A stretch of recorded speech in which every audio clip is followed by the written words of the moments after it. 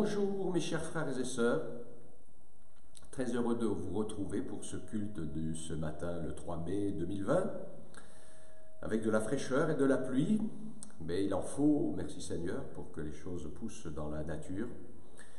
Je voudrais ce matin partager avec vous un sujet d'importance dans les temps qui courent, dans nos vies et dans la société, dans la manière de vivre. Je vais vous parler de la vraie liberté. Alors en période de confinement, c'est un peu spécial, mais je pense que le sujet est vraiment d'actualité. Et ce matin, au travers du message que je vais partager avec vous et que je vais vous apporter, je vais vous montrer, on va ensemble avancer au travers des paroles de Jésus pour découvrir ce qu'est la vraie liberté, telle que les Écritures nous la définissent. Alors si je vous parle de vraie liberté, c'est parce que quand on voit Jésus discuter avec les religieux, eh bien, on découvre qu'il y a un désaccord profond. Donc ce matin, le thème, ce sera être dans une fausse liberté. Eh bien ça, c'est exister, mais c'est exister hors des lois de la vie et hors des lois du royaume de Dieu. Nous allons voir ce que c'est. C'est quoi la grande liberté? La vraie liberté? Eh bien, c'est d'organiser son existence d'après les principes vitaux. Et nous allons voir comment vivre une vraie liberté. C'est d'être transformé par la loi de la vie. Et nous allons découvrir ensemble que la beauté de la vie et de tout ce qui nous impressionne alors est conditionnée à une liberté, je vais dire comme ça, une liberté bien organisée. Le texte que je voudrais partager avec vous pour servir de base ce matin, c'est l'évangile de Jean, chapitre 8, les versets 31 à 36. Jésus dit alors aux Juifs qui avaient cru en lui, « Si vous demeurez dans ma parole, vous êtes vraiment mes disciples, vous connaîtrez la vérité et la vérité vous rendra libre. » Ils lui répondirent, « Nous sommes de la descendance d'Abraham et nous n'avons jamais été esclaves de personne. Comment dis-tu, vous deviendrez libres » Jésus leur répondit, en vérité, je vous le dis, quiconque commet le péché est esclave du péché. Et or, l'esclave ne demeure pas toujours dans la maison. Le Fils, sous-entendu Jésus lui-même, y demeure toujours. Si donc le Fils vous affranchit, vous serez réellement libre. Je voudrais que nous puissions ensemble bien comprendre comment les Écritures définissent la réalité de la liberté. Pour cela, je vais rajouter un autre texte dans l'épître de Jacques au chapitre 1er, le verset 25, qui nous dit « Mais celui qui aura plongé les regards dans la loi parfaite, la loi de la liberté, qui aura persévéré, n'étant pas un auditeur oublieux, mais se mettant à l'œuvre, celui-là sera heureux dans son activité. » J'aime bien à chaque fois que le Seigneur et la parole de Dieu nous dit et nous explique comment nous allons pouvoir être heureux. Nous allons ensemble voir la première définition, celle que j'appelle la fausse liberté, qui est un principe anarchique.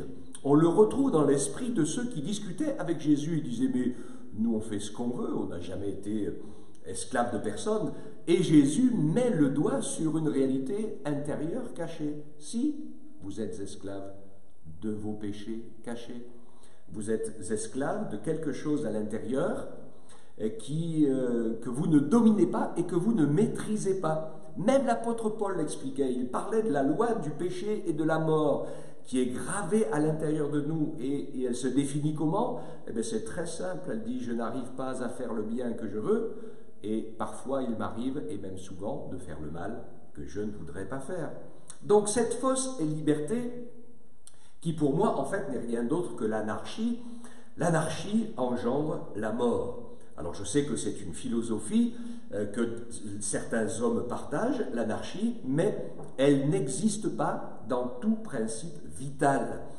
Tout ce qui vit est beau et bien organisé. Notre corps, David disait « Je te loue de ce que je suis une créature si merveilleuse ». Quand il disait cela, il ne faisait pas du nombrilisme, mais il était impressionné par la complexité, par l'efficacité de l'organisation de toutes nos cellules, de tout ce qui se passe dans notre corps pour que nous puissions vivre, fonctionner, marcher, respirer, nous régénérer au fur et à mesure des années, etc.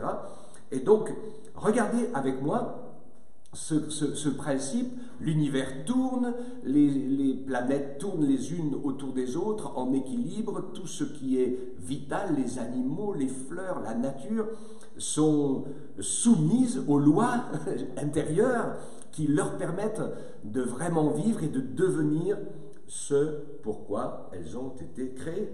C'est quoi l'anarchie dans un corps? Eh bien, ce n'est rien d'autre qu'un cancer. Ce sont les cellules du corps qui se mettent à faire ce qu'elles ont envie, n'importe quoi, et pas ce pourquoi elles ont été prévues. Cette idée de fausse, que j'appelle de fausse liberté, qui est en réalité l'esclavage de notre nature de pécheur, de nos envies, de nos désirs, de nos pensées. Jésus expliquait cela en disant que c'est le chemin large et spacieux qui mène à la désorganisation, qui mène à la mort, qui mène à la déconstruction.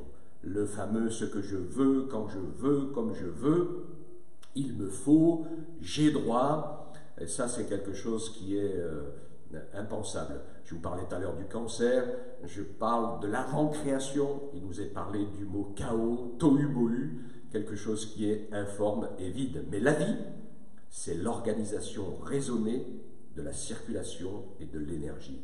Une vie guidée par ses envies et par les pulsions de son corps, de son âme et de son esprit, qui est perdu et prisonnier du péché, cette vie, elle va conduire obligatoirement à la mort. L'anarchie conduit à la mort. La vraie liberté, eh bien, c'est un chemin étroit qui conduit à la vie. Jésus le montre et l'explique. Cette première marche du chemin étroit, c'est que tout est grâce. Dieu nous aime et nous donne la vie. C'est une grâce. Nous avons la vie, c'est un cadeau. Je sais que nous sommes dans un pays où les gens réclament beaucoup leurs droits. Parfois, on oublie beaucoup nos devoirs aussi. Mais je voudrais vous dire que sur cette terre, tout est grâce. Tout est cadeau immérité. Paul disait aux Éphésiens, chapitre 2, verset 5, « Nous étions morts par nos offenses, mais le Seigneur nous a rendus vivants avec Christ, car c'est par grâce que vous êtes sauvés. C'est par grâce que notre cœur bat. Tout est grâce. » Et on va dire en même temps injuste, parce que finalement, certains meurent jeunes, il y a beaucoup de choses injustes qui se passent sur cette terre. Mais toutes ces choses injustes, ce qui se passe sur cette terre, nous rappelle que tout est grâce. Tu veux t'engager sur le chemin de pouvoir avoir des mérites avec Dieu, alors ça ne va pas marcher. C'est pas la vraie liberté. Écoute Job 42, 3, qui te dit quel est celui qui a la folie d'essayer d'obscurcir les desseins de Dieu. Et Job répond, oui, j'ai parlé sans les comprendre, de merveilles qui me dépassent et que je ne conçois pas. La loi de la liberté, eh bien c'est la loi de l'amour. Je vous ai lu tout à l'heure ce verset de Jacques qui nous dit, celui qui aura plongé les regards dans la loi parfaite, la loi de la liberté, et qui aura persévéré, n'étant pas un auditeur oublieux, mais se mettant à l'œuvre, celui-là sera heureux dans son activité. La loi de la liberté, c'est la parole de Dieu, son souffle qui nous a donné la vie.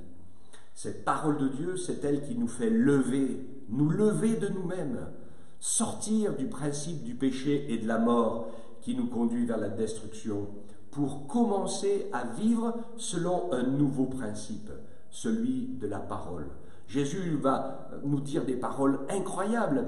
Il disait à Marthe et à Marie, juste avant la résurrection de Lazare, il disait « Je suis la résurrection et la vie ». Il dit « Celui qui croit en moi ne mourra jamais, il est vivant, même s'il meurt ». Donc c'est important pour nous de porter notre regard plus loin que juste satisfaire notre besoin d'aujourd'hui.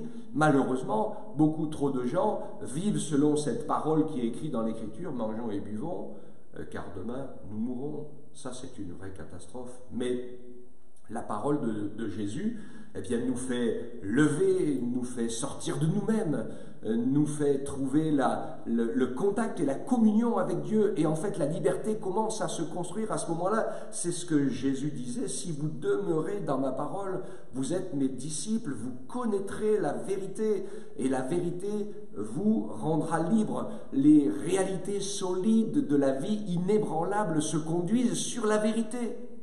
Alors vous avez évidemment, beaucoup d'entre vous vont me faire la réponse de Pilate à Jésus. Qu'est-ce que la vérité?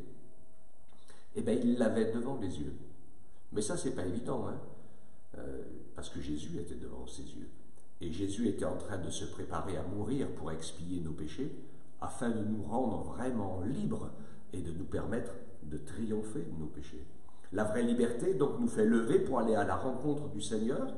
La vraie liberté nous fait marcher vers le but ultime pour lequel nous avons reçu la vie de la part du Seigneur, et nous devenons heureux, vraiment heureux et satisfaits quand nous entrons dans notre destinée.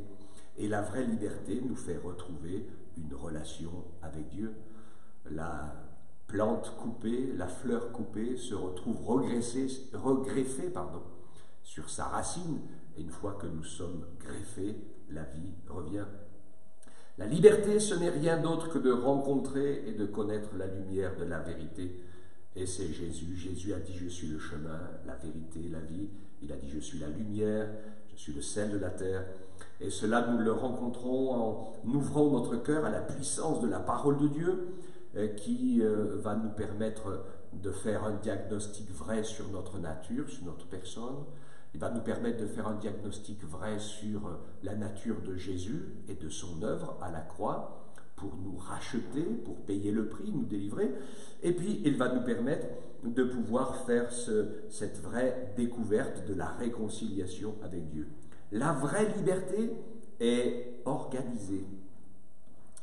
Elle a un sens, comme notre existence. Elle a une direction et elle a un but ultime. Et à partir du moment où chaque être humain, un être humain, eh bien, entre dans la réalisation du but de sa vie, nous le savons bien. Nous voyons qu'il y a des gens qui sont faits pour la poésie, d'autres pour la mécanique, d'autres pour la culture, d'autres pour le jardin, d'autres pour la musique. C'est dans notre nature, ce sont des dons et des talents avec lesquels nous avons été créés, que nous avons reçus, et qui vont nous aider à devenir nous-mêmes et à nous réaliser. Et c'est cela, bien sûr, la vraie liberté, parce que quand nous devenons nous-mêmes, que nous nous réalisons, que notre vie porte du fruit, elle devient une bénédiction pour les autres. Et notre vie, notre amour, notre bonheur, notre force se transmet pour ceux qui sont autour. Là, on est dans la construction de la liberté, dans la nature de Dieu et de la vie. Vous avez remarqué, comme moi, en lisant Jacques, qu'il est question d'une loi de liberté. J'aime beaucoup comparer les Écritures, cette parole de liberté, avec le code de la route. La comparaison est très très belle et facile à faire, c'est tout simple à comprendre. Nous savons qu'une fois qu'on a passé notre permis de conduire et que nous avons le droit de nous déplacer avec une voiture, sauf en ce moment de confinement bien sûr, mais dans un temps normal, nous pouvons aller où nous voulons. Il y a des gens qui traversent la planète avec l'avion, la voiture, le bateau. Mais pour pouvoir arriver à sa destination librement, nous le savons très très bien, la partie voiture doit être conduite selon les règles et le code de la route, ainsi que la partie bateau, ainsi que la partie avion, car si nous ne respectons pas les règles, il y a peu de chances que nous arrivions à notre destination. Donc, Jacques nous invite à pouvoir entrer dans cette parole de liberté, dans cette rencontre libératrice avec le Seigneur Jésus, de pouvoir ensuite parler et agir comme devant être jugés par une loi de liberté, et de pouvoir trouver la source de la vie. Le roi David, il y a bien longtemps, l'avait trouvé dans le psaume 36, versets 9 et 10. Il dit « Car auprès de toi, Seigneur, est la source de la vie, par ta lumière, nous voyons la lumière. » Attention, beaucoup trop de croyants connaissent les lois de la vérité, mais ne sont pas transformés par elles. Le Seigneur veut nous interpeller par sa parole. Matthieu chapitre 7, versets 17 à 20, nous rappelle qu'un arbre va porter ses fruits selon sa nature. Et tout bon arbre porte de bons fruits. Mais le mauvais arbre, il porte de mauvais fruits. Un bon arbre ne peut pas porter de mauvais fruits, ou un mauvais arbre porter de bons fruits. Tout arbre qui ne porte pas de bons fruits est coupé et jeté au feu, et c'est donc à leurs fruits que vous les reconnaîtrez. Mes frères et sœurs, ne nous arrêtons pas uniquement à ce que nous savons, ce que nous avons compris et réalisé du Seigneur et de sa parole, mais vivons-le. Nous sommes appelés à le vivre, et Dieu nous encourage ainsi à pouvoir porter ces fruits de la vie en suivant le Seigneur librement, car le véritable amour, et c'est là la vraie liberté, le véritable amour est un choix délibéré de suivre quelqu'un qui nous aime. On retrouve cela dans le sens profond du mariage, où un homme, une femme acceptent de se donner la vie l'un à l'autre, parce que avec le mariage, la vie va changer. Ça sera plus, on ne fera pas n'importe quoi et tout ce qu'on veut, comme avant, mais on fera en sorte, ensemble, de construire quelque chose pour son couple, pour ses enfants, pour sa famille, qui apporte la vie, qui apporte la joie, le bonheur et qui permet de construire. Nous ne sommes pas venus comme ça au monde de nulle part et de rien. Nous avons tous des parents, nous avons tous une famille, nous sommes tous liés par quelqu'un ou par quelque chose. Donc mes chers amis, soyez attentifs, ne confondons pas anarchie et liberté, faire n'importe où, n'importe quoi, parce que ce qui nous pousse à faire, ce sont des forces désorganisées en nous. Ce que le Seigneur veut nous dire, c'est que lui, il est capable de nous sauver, de nous pardonner, de nous faire grâce, et si nous laissons sa parole travailler en nous, alors nous allons être conduits par des forces organisées, des forces vitales, celles de Dieu, qui vont nous permettre d'être vivants, de recevoir la vie, de la renouveler dans notre relation avec Dieu, de la transmettre à ceux qui sont autour de nous, pour pouvoir bénir ceux qui sont autour de nous, à devenir par les talents et par tout ce que Dieu nous a donné, devenir ce que nous sommes appelés à devenir, et par ces choses-là, nous allons bénir les autres. Et le vrai bonheur, la vraie liberté, elle est dans ce sens-là. Que le Seigneur nous aide ce matin à ne pas nous laisser bercer par des chimères, en racontant tout un tas de choses qui n'ont pas vraiment de sens, en croyant dans une fausse liberté qui ne conduit que vers la mort et l'esclavage, mais que nous puissions nous laisser conduire par le Saint-Esprit de Dieu, qui est vivant, saint et éternel, et il va nous donner, nous transmettre, par notre relation avec lui, il va nous retransmettre aussi la vie, la sainteté et l'éternité. C'est cela, être réellement libre avec Jésus. Que Dieu vous bénisse. Nous prions ensemble. Seigneur, sois béni pour l'œuvre incroyable que tu as accomplie pour nous. Tu es le seul qui a réussi à briser la loi du péché et de la mort qui nous conduisait vers la destruction et la perdition. Nous sommes heureux, Seigneur, de ce que tu as accompli pour nous en donnant ta vie sur la croix et en payant le prix pour nous arracher à la loi du péché et de la mort. Aide-nous à pouvoir maintenant nous laisser reconstruire par ta parole vivante et éternelle, de nous laisser guider tout à nouveau par ton Saint-Esprit dans cette vie nouvelle que tu nous donnes, pour que nous puissions marcher sur le chemin de la vérité, de la sainteté, de l'éternité, donc de la vraie liberté, celle qui nous conduit dans une relation avec toi, celle qui nous conduit dans une vraie relation avec les autres et qui permet à notre existence de porter le fruit que Dieu veut que nous portions, ce qui est le but ultime de notre vie. Merci pour ta bonté, Seigneur. Merci de nous laisser conduire et d'être vraiment libres et affranchis par Jésus, avec Jésus, en marchant avec lui la main dans la main.